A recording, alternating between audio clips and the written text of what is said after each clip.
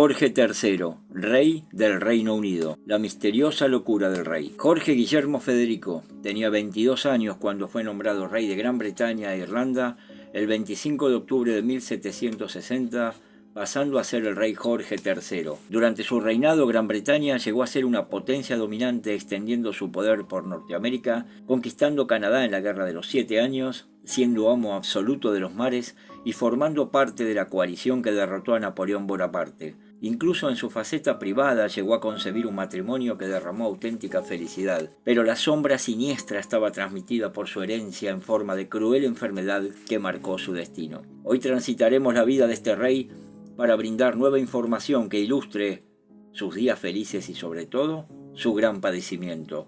Pero antes te pido que actives como siempre la campanita y pases a ser un mensajero de la historia. 1.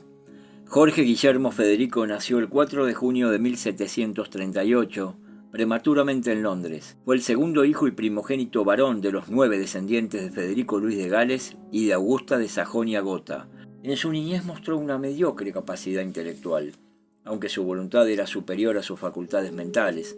Amó a toda su familia y tenía temor a Dios. Federico Luis, su padre, tuvo una complicada relación con Jorge II, abuelo de Jorge, que por entonces reinaba Gran Bretaña e Irlanda. Federico Luis se convirtió pronto en testaferro de la oposición política y la tensión se incrementó.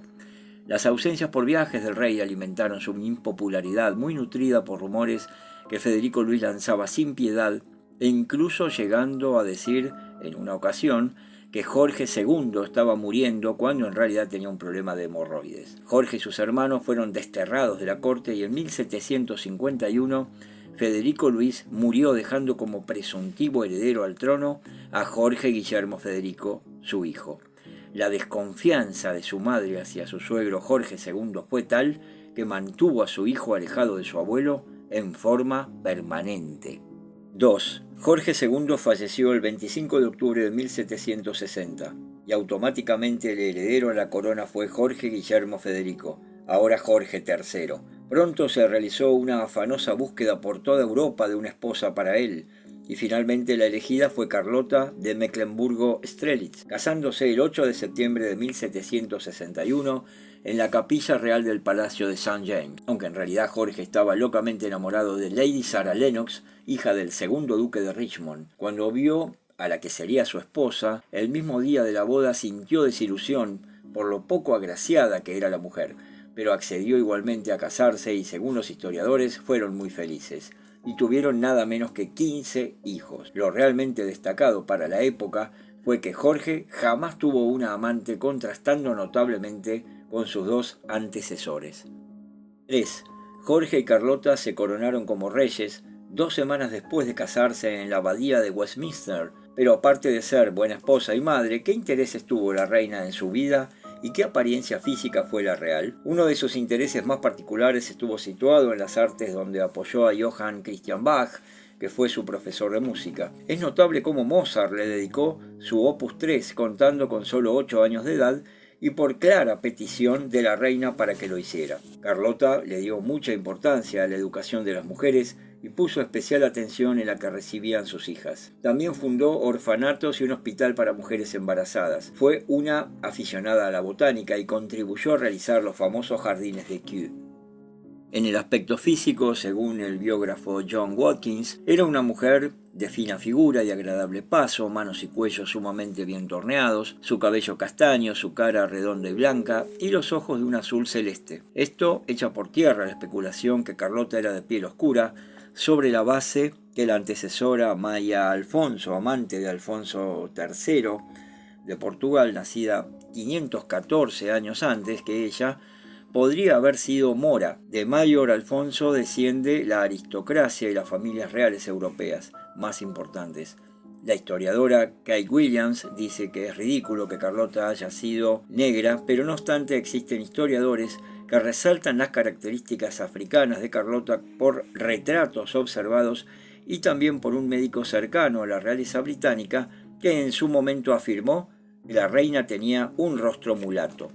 ¿Cómo asistió al rey cuando cayó enfermo? ¿Acaso lo abandonó a su suerte? Más adelante lo sabrás. 4.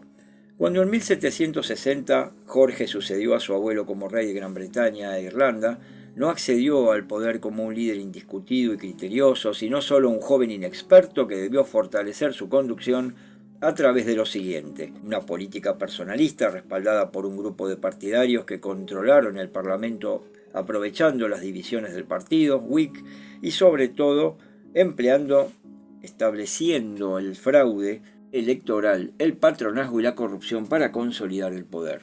De cualquier forma, la oposición criticó los abusos del monarca y la popularidad de éste se afianzó solo en provincias por ser siempre aficionado a lo agrícola, por lo cual se lo denominó el rey granjero, pero fue odiado por la alta sociedad de Londres y las clases populares urbanas. En el campo exterior firmó la paz con Francia en la Guerra de los 7 Años, sin interesarle la perspectiva de su aliada Prusia, y pronto se avecinó los inicios del trastorno mental que marcó su destino y los gritos de libertad de los colonos norteamericanos que se alzaron en armas contra la opresión británica que en base a presiones fiscales y proclamaciones llevaron a aquellos a plantear la guerra por la independencia. 5. Jorge III no manifestó signos de debilidad mental en las primeras décadas de su reinado, aunque algún historiador situó a 1765 como el año de su primera crisis. Por aquellos tiempos, Jorge expresó una personalidad nerviosa, donde la tos violenta, fiebre, taquicardia, fatiga, insomnio y alergia estuvieron en la orden del día. La retina de sus ojos se apreciaban amarillos, solía tener dolor de estómago intenso y el color de su orina era similar al vino tinto. En 1788 tuvo una crisis muy severa y los médicos llegaron a la conclusión que el rey padecía una insania aguda. La atención médica del monarca estuvo a cargo de calificados profesionales de la época, tales como Francis Willis, sus 2 hijos, Frank Millman, Henry Halford, George Baker, Lucas Pepys y William Heverdon. ¿Qué terapia ofrecieron estos facultativos? En esa época no existían instrumentos de calidad y los médicos por protocolo no podían inspeccionar a fondo a los pacientes. Por lo tanto, la validez de las conclusiones que obtenían eran limitadas. Cuando el soberano sufría un ataque, lo derribaban al suelo frecuentemente y era tratado de manera muy ruda, ante la atónita mirada de cirujanos, boticarios, enfermeros y sirvientes que siempre estaban presentes. En la rigurosa terapia no faltaron el chaleco de fuerza, las ataduras a la cama y la brutal silla giratoria ideada por Erasmo, el abuelo de Carlos Darwin, y que consistió en hacer girar al enfermo en una silla hasta el punto que le saliera sangre por la boca, nariz y oído, método que se adjudicó exitoso por esos tiempos. La comprensión psicoanalítica aún no había llegado a través de Freud, y los síntomas que manifestó el rey bien pudo decirse en ese momento que se trató de una esquizofrenia, sobre todo por sus síntomas positivos observados. Siempre se habló de un trastorno bipolar de su personalidad, donde se destacó una conducta violenta, verborragia y serias alucinaciones que incapacitaban su función de gobernar. Pero la medicina habló de una enfermedad generalmente hereditaria que marcó a fuego el destino de Jorge, y esa enfermedad era porfiria. 6. En 1775 estalló el conflicto armado en América y aunque se intentaron realizar negociaciones sobre las leyes impuestas por Londres, los enfrentamientos surgieron hasta la declaración de la independencia de los Estados Unidos el 4 de julio de 1776, que redactó Thomas Jefferson, en donde responsabilizó a Jorge de la siguiente manera: «Ha abandonado nuestro gobierno, ha asolado nuestros mares, devastadas nuestras costas, quemadas nuestras ciudades y destruido nuestras vidas». Estas ofensas indignaron al rey, que obstinadamente quiso retener las 13 colonias, haciendo caso omiso a la sugerencia de sus ministros. Pero la derrota de su ejército en la batalla de Saratoga en 1777, el tratado de amistad que celebró Francia y luego España con los nuevos Estados Unidos, reconociéndolo como Estado soberano y ofreciéndole ayuda militar, puso a Gran Bretaña en aprietos, ya que la guerra no era solo contra los colonos ahora, sino que se extendía a los países que lo ayudaban. La pérdida de las colonias era inminente, y luego de la derrota en la batalla de Yorktown en 1781, Jorge admitió que todo había finalizado y se predispuso a negociar tratados reconociendo los nuevos Estados Unidos, la cesión de la Florida a España y el acceso a las aguas de Terranova a Francia. 7. Jorge III designó como primer ministro a William Pitt el Joven, disolviendo el Parlamento en marzo de 1784. Este ministro tuvo un sólido apoyo parlamentario en las elecciones posteriores y el rey sintió que aún tenía poder político. Los británicos vieron con buenos ojos los viajes exploratorios al Océano Pacífico, que el rey financió, y también los grandes avances en ciencia e industria, y en el campo personal admiraban la fidelidad que el monarca tuvo con su esposa. En 1788 se cernió la oscuridad en su salud mental y pronto pensaron en establecer una regencia dada su incapacidad para gobernar. Se aprobó finalmente una ley de regencia, donde el príncipe de Gales actuaría como regente, pero el rey se recuperó y reasumió el control del gobierno, aumentando su prestigio considerablemente. No obstante, del otro lado del canal estalló la Revolución Francesa, y Gran Bretaña se erigió como la cabeza visible de la resistencia que con el paso de los años formaría coaliciones para derrotar en el campo de batalla al líder por entonces inexpugnable que fue Napoleón Bonaparte y sus preparados ejércitos, una empresa que tuvo la derrota como denominador común. Hacia 1810, la enfermedad del rey se tornó peligrosa y mucho tuvo que ver la muerte de su adorada hija menor Amelia, de causas no aclaradas pero presuntamente de envenenamiento por arsénico. En 1811, Jorge fue confinado al castillo de Windsor en forma definitiva hasta que la progresión de su enfermedad lo llevara a la muerte. Hablaba sin parar durante horas, conversaba con ángeles y hasta saludó en una oportunidad a un roble, alucinando que era Federico Guillermo III de Prusia. Los doctores le suministraron polvo de James, que era una combinación de calomelano, que es un mineral formado por cloruro de mercurio, y emético tártaro. Este polvo fue muy usado para dolencias y enfermedades varias en aquellas épocas. También lo sangraban regularmente y se bañaba en el mar como recurso terapéutico.